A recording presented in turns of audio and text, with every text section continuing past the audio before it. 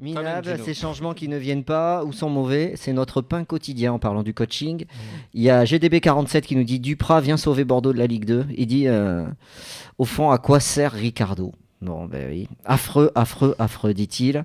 Il y a Drive qu'on salue. Il dit heureusement, personne dans le stade n'a payé pour voir ça. 2 objectifs, se maintenir et gagner le 6 avril. Vous savez ce qu'il y a le 6 avril? Bordeaux-Marseille. Ouais, voilà. Ouais, bon, on verra. Est-ce que c'est pas la mauvaise année? Tiens, bon, j'espère pas. C'est pas Trio. C'est son, je sais pas si c'est une allusion à Jean-Loup Trio, c'est son pseudo qui nous dit et si on parlait du professionnalisme du staff, on travaille quoi à l'entraînement? Il y a rien. Pareil qu'ils font très peu de tactique, mais bon.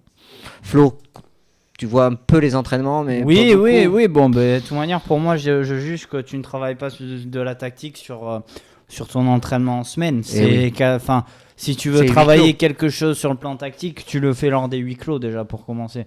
Donc voilà, après on verra vraiment comment ça va.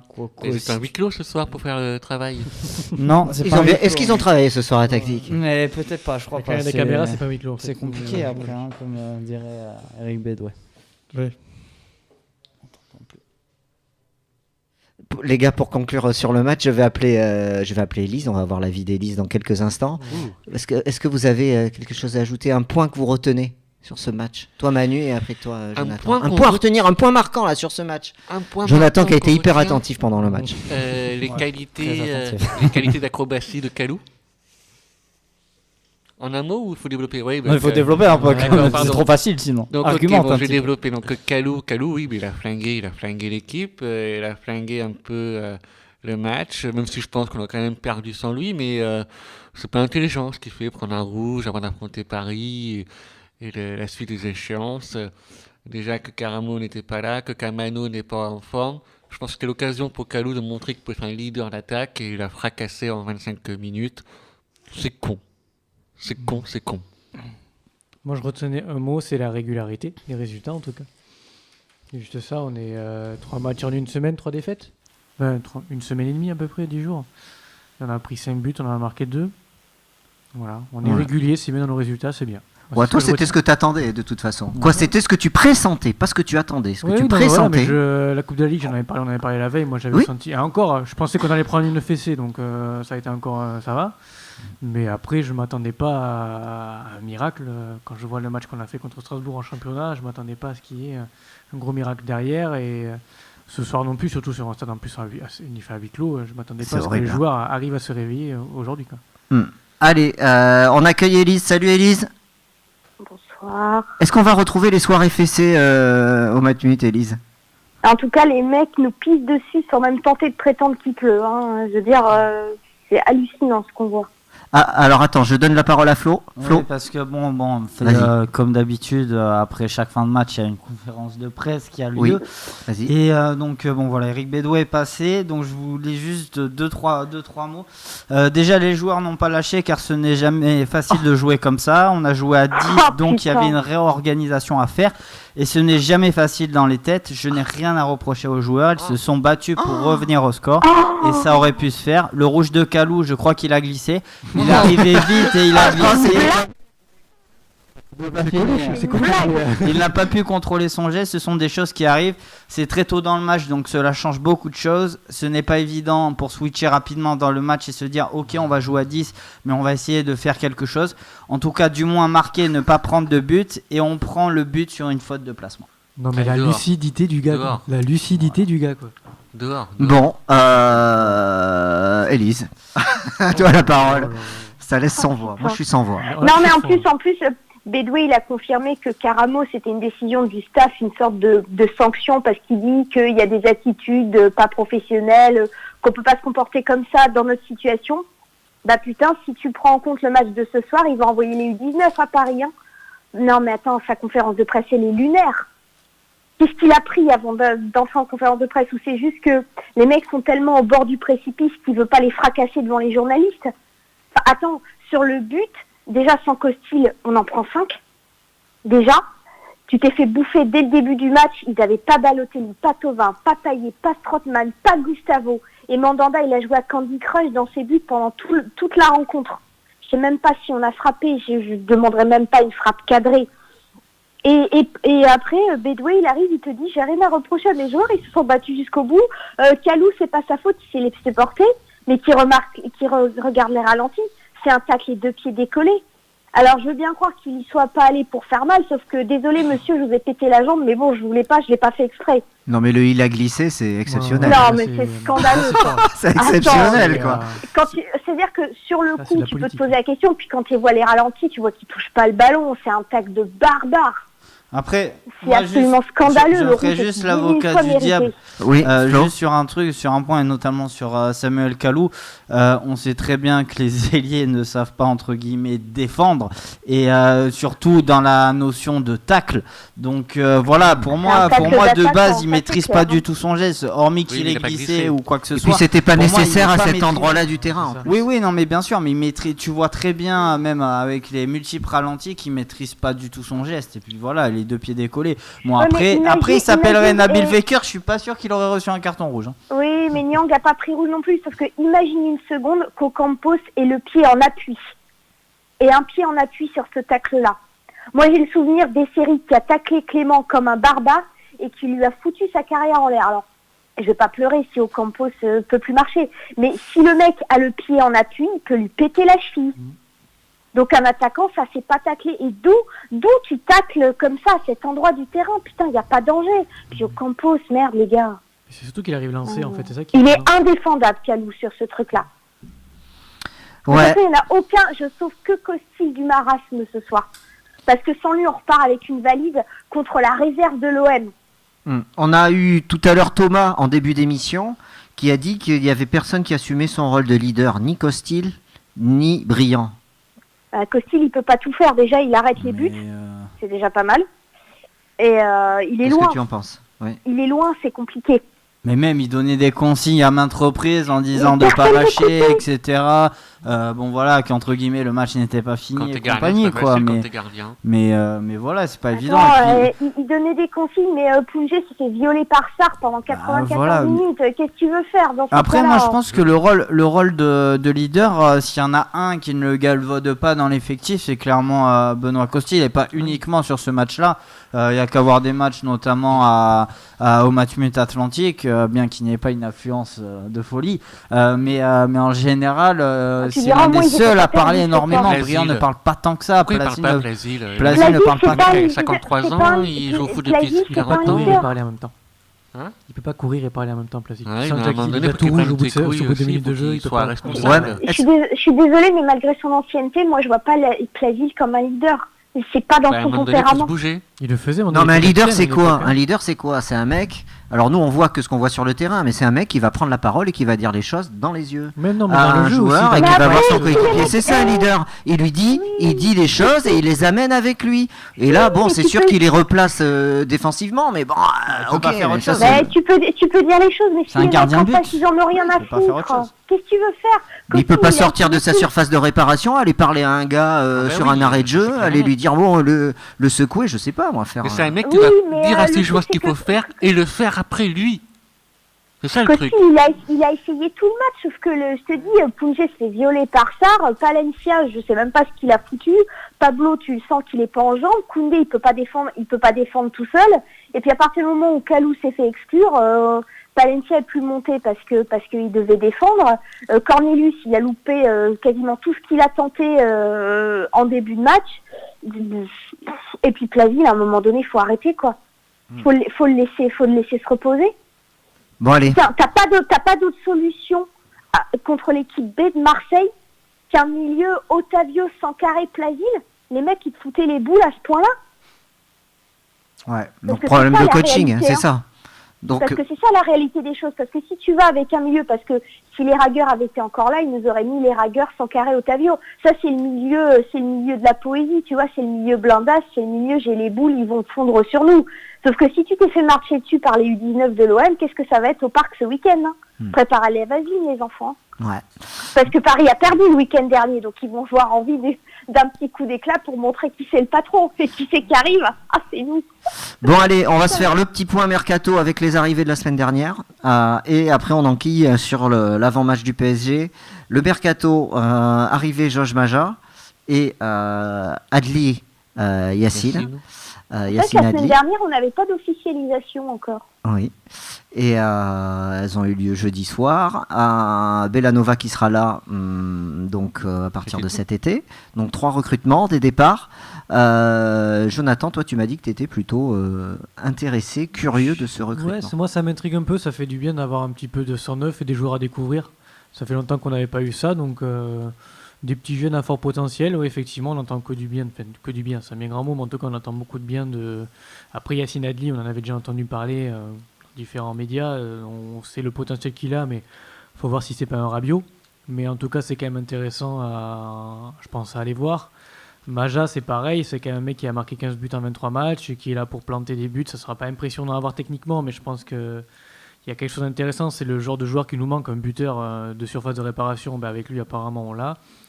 Et puis le petit Italien qui nous arrive là, qui sort un petit peu nulle part, qu'on connaît pas, mais moi ça m'intrigue toujours ce genre de joueur, un petit peu, pas exotique, mais voilà, qui vient un petit peu... Si Milan c'est exotique, je pense que non, je mais vais arrêter de regarder le football. Par rapport au foot français, quoi, tu vois, il y a quand même un moment entre le foot italien et le foot français quand même, je trouve, mais surtout dans la formation. Mais après, voilà, c'est un pari intéressant, et moi c'est des choses en tout cas qui vont me motiver, enfin en tout cas me donner envie l'année prochaine de regarder les matchs et d'aller sans doute au stade. Ah, bah très bien. Ouh là là. Bah, il faut bien Manu il est dépité. Quoi. Manu est dépité. Non, j'ai envie de partager son enthousiasme. C'est vrai que tu dire j'ai envie de partir. Non, mais je veux dire, bon, oui, c'est bien. Au moins, il y a un projet, il y a un fil conducteur dans le projet américain. C'est reprendre des jeunes et puis en faire une équipe avec pour les vendre. C'est pas plus mal, en espérant ne pas tomber dans le piège de Monaco, mais plutôt faire comme Porto ou l'FC Séville, qui le font très très très très bien à mon goût. Mais oui, moi j'aurais les 3 recrues très bien. Moi je les connais pas, donc je vais pas les juger, mais ils ont l'air vraiment avec beaucoup de potentiel, donc très très bien. Mais j'aurais voulu un peu plus d'expérience, quand même, des mecs des grognards qui, lors de cette saison... Des grognards. Qui, lors de cette saison bordelaise un peu chaotique, arrivent sur le terrain directement prêts avec de l'expérience pour pouvoir un peu secouer les cocotiers. Donc il manque un peu de ça, mais si on ne descend pas en Ligue 2, on pourra l'installer la saison prochaine. Mais il nous manque un mec avec de l'expérience, quoi. On ne pourra pas faire que des recrutements avec des petits jeunes, des jeunes puceaux, quoi. Après le mercato qui a été fait cet hiver, c'est pas pour cette année, c'est pour l'an prochain, hein, clairement. Donc de toute façon, la politique n'était pas pour cette année. Hein. Là, les 6 mois, les 4 mois qui arrivent, on fait quoi? On subit. Oui, mais ouais, c'est ça, on fait avec ce qu'on a. Serre les fesses. J'ai dit que depuis le début de la saison, c'est une saison qui est sacrifiée. À force de subir, on peut descendre à un moment donné. Peut-être, mais je te dis... Il faut commencer à regarder derrière, les enfants. Ah oui. Non, mais tu prépares des joueurs déjà. Tu peux préparer Maja, je sais pas, admettons, il te fasse 4-5 bons matchs d'ici la fin de la saison. Ça te permet déjà de t'appuyer sur quelque chose. Adli, c'est pour le futur aussi, donc ça te permet de t'appuyer sur quelque chose. Moi, je le répète, je ne crois clairement pas à la descente. Parce que, voilà, tu fais... Bon, là, bien sûr, tu es dans le creux de la vague parce que tu as enchaîné 3 défaites de suite, si tu comptes avec le match de Coupe de la Ligue. Mais admettons, après Paris, parce que, bon, clairement, contre Paris, à moins que tu arrives à... Mais c'est même pas la défaite, c'est comment on joue, surtout. Non, mais de toute manière, tu vas beau jouer n'importe comment, à part Guingamp qui a réussi à faire un truc en ayant 3 pénaltys. Pas le Paris Saint-Germain, mais je ne suis même pas que les 3 défaites qu'on peut perdre 3-4 matchs. Bon, si vraiment on y met du cœur, on peut remonter après. Mais là, on n'y met même pas du cœur. Même quand on gagne, on n'y met même pas du cœur. Mais vous vous attendez vraiment, réellement à l'engagement, un minimum. D'accord, mais là, il n'y a même pas un de minimum. Gagner avec de la manière à l'heure actuelle, avec l'effectif que mais je ne demande pas de gagner avec la manière. D'accord, la manière, maintenant, je m'en fous totalement de la manière. Je m'en fous de la manière. Mais voilà, mais tu gagneras tes matchs, tu gagneras 1-0 à chaque fois, et puis voilà, comme quand tu as gagné contre Dijon, tu joueras timoré, mais tu gagneras les matchs que tu dois gagner, et tu seras maintenu, et puis même tu seras maintenu, c'est et pas tu fait, seras hein. dans le ventre mou. Comment ça, c'est pas fait? Bah, et franchement, tu 12 points, il faut. Mais d'accord, mais tu vas jouer Toulouse et tu vas jouer Guingamp qui est au plus mal aussi. Tu vas pas me dire que là, tu n'arriverais pas à récupérer au moins 3 points sur les 6 Marseille prochains avait du matchs. mal. Marseille sans cadre, en étant mauvais, en perdant 2-0 contre Andrio, je sais pas qui. C'est vrai qu'on a été mauvais ce soir parce qu'ils m'ont pas vendu du rêve non plus, les Marseillais. Hein. C'était un match médiocre, de toute façon, on le savait ce soir. Hein. Les deux ont été mauvais de toute façon. On a juste été plus mauvais qu'eux. Ce mercato, Élise, c'est quoi ton sentiment ? Mon sentiment, c'est qu'on anticipe. Que les gamins, tu vas sans doute leur donner un peu de temps de jeu, mais l'idée, c'est de les intégrer au club, de les intégrer au groupe, de leur donner du temps de jeu maintenant pour qu'ils découvrent un peu la Ligue 1, qu'ils fassent une préparation complète et qu'ils soient prêts pour l'été prochain. On avait pris Malcolm en hiver aussi, il a quasiment pas joué quand il est arrivé. Et il a été bien la saison d'après. Donc, je trouve ça pas mal d'anticiper. J'anticipe aussi sans doute le départ de Sabali. Alors, par contre, Bédoué, il n'a pas précisé ce soir pourquoi Sabali n'était pas là. Il a dit que c'était autre chose que Karamo. Mais apparemment, il n'en a pas dit plus. Donc, moi, les gamins, ça me plaît. Après, il y a ce que tu entends dire et il faut voir parce qu'on a le don aussi. Le marasme et la tranquillité bordelaise a tendance aussi à foutre en l'air certains joueurs.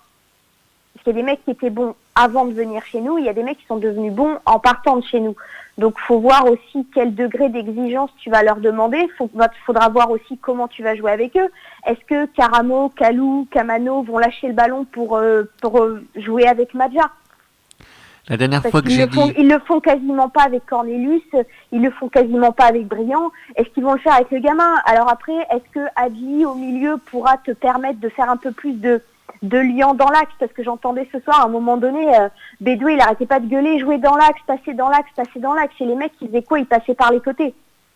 Tu as dit les gamins ça me plaît. Moi la dernière fois que j'ai dit ça j'ai pris une garde à vue donc Ils sont tous majeurs donc ça va. Mais non mais c'est bien, t'anticipes, t'entends du bien d'eux. Après moi j'ai envie de les voir et de les voir très vite. Parce qu'au point où on en est, j'en suis là. Je suis pas en train de te dire qu'il faut envoyer la réserve au parc, mais pas loin. Voilà, parce qu'il y a certains joueurs ce soir que je ne veux plus voir sur un terrain. Justement, lesquels ? C'est fini. Lesquels ? Punjé. Alors Maxime Punjé, je ne peux plus, je ne veux plus. Alors Maxime est peut-être plein de bonne volonté, c'est peut-être un mec génial dans le privé, peut-être qu'il essaye, qu'il fait de son mieux, mais il n'a pas le niveau. Il sait pas défendre, il s'est fait bouffer par Sarr, il s'est fait défoncer par Lala, mais c'est plus possible. Le côté gauche, c'est la 10, les mecs qui passent à 150 et personne les flash au radar. Donc c'est plus possible. Le côté gauche, c'est vraiment la porte ouverte. C'est-à-dire quand tu veux fracasser les Girondins, tu passes par là. Plasil, il faut le mettre au repos parce qu'il a 37 ans et je pense qu'il a bien mérité qu'à un moment donné, on le laisse souffler. Je comprends pas que tu le laisses quasiment tout le match sur le terrain. C'est pas possible. Sankara, il commence à me gonfler aussi parce que c'est bien beau de sortir les pecs en conférence de presse. Oh, on était content que les supporters soient là. Oh putain, on va tout donner. Je vous jure, on va y arriver, on va se défoncer. C'est important pour nous. Puis t'as qu'à voir les résultats après.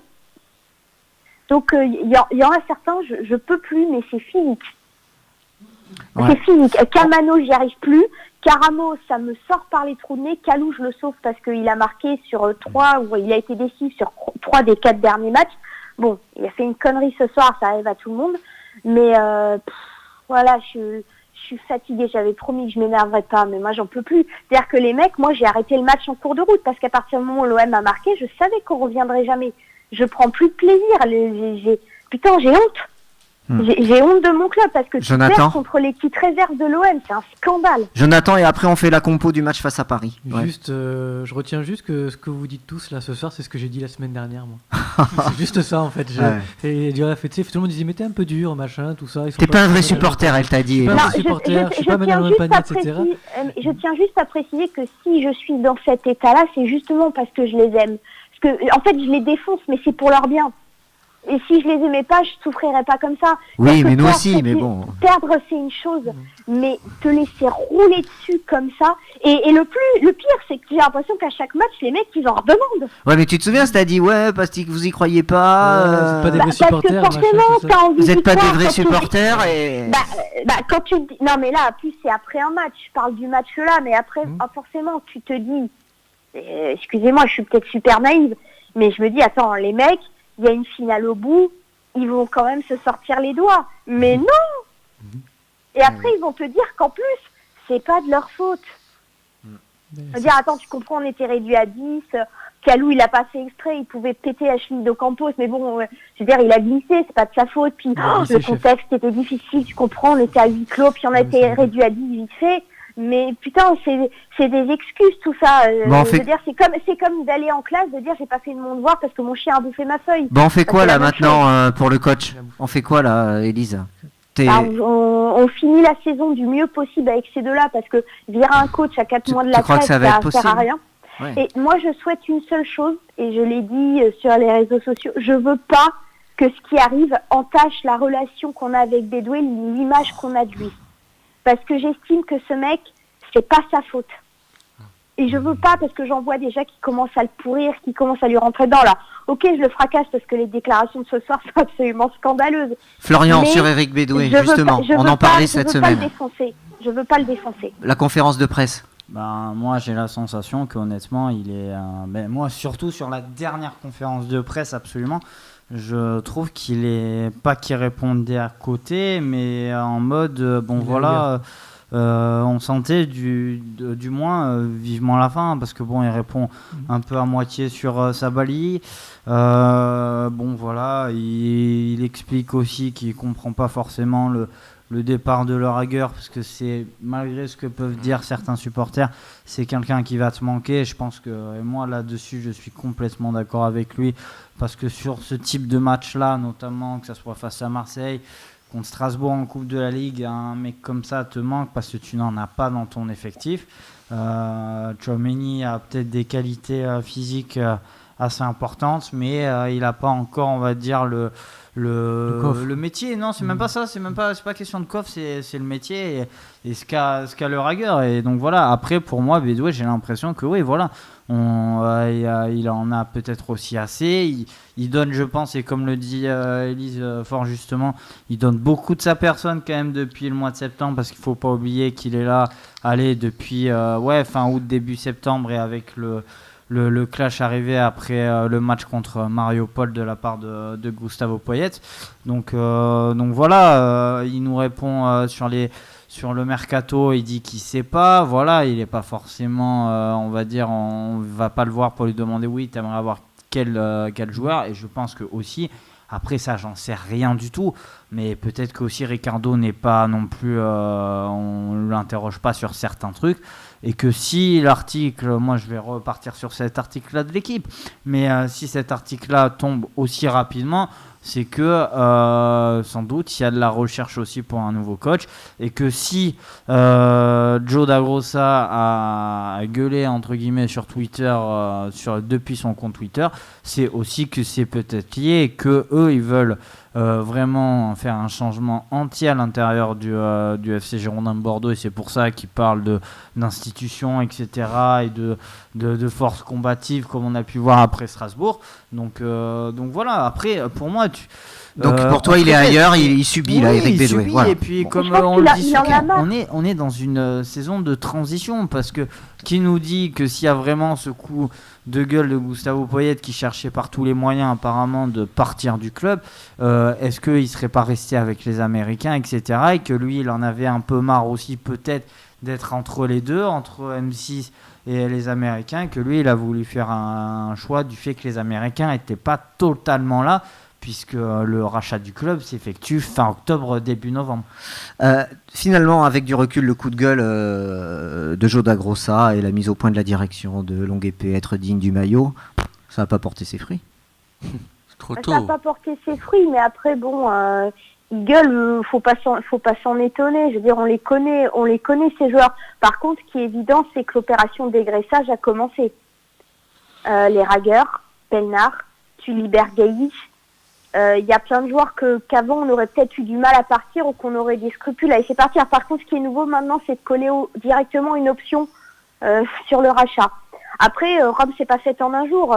Ils peuvent gueuler, ils ont gueulé. Pour le moment, ils en ressentent pas les effets, et peut-être que à terme, il y a des gars qui vont payer leur manque d'implication. Mais je suis pas sûre que là, d'ici la fin de la saison, on fera quoi que ce soit. C'est cet été qu'on remarquera si les choses vont changer ou pas. Là, tu finis la saison du mieux possible, et ils feront leurs pattes, ils feront leur tri, ils feront leur choix cet été, pas maintenant. Après, ça reste que mon avis. Ouais, Manu, le coup de gueule.